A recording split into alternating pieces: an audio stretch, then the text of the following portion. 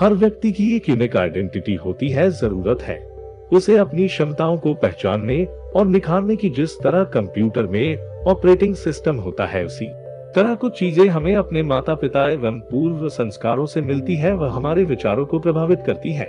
जिस तरह कंप्यूटर में एप्लीकेशन सॉफ्टवेयर होते हैं जिनको इस्तेमाल करके हम विभिन्न कार्य संपन्न करते हैं, उसी तरह बचपन से ही हम अपने आस पड़ोस, मित्र एवं अध्यापक से सीखते हैं।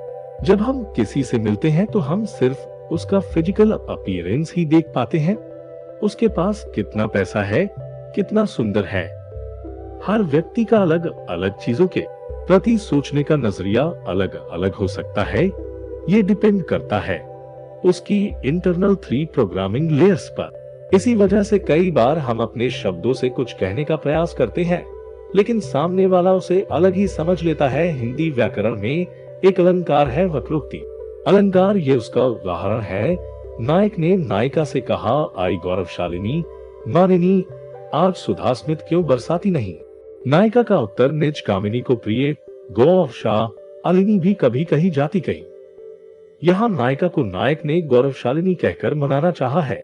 नायिका नायक से इतनी तंग और चिढ़ी थी कि अपने प्रति इस गौरवशालिनी संबोधन से चिढ़ गई, क्योंकि नायक ने उसे एक नायिका का गौरव देने के बजाय गौ का मतलब सीधी सादी गाय, अवशा मतलब लाचार, शालिनी मतलब यूं ही मनराने वाली मधुपी समझकर लगातार तिरस्कृत किया था।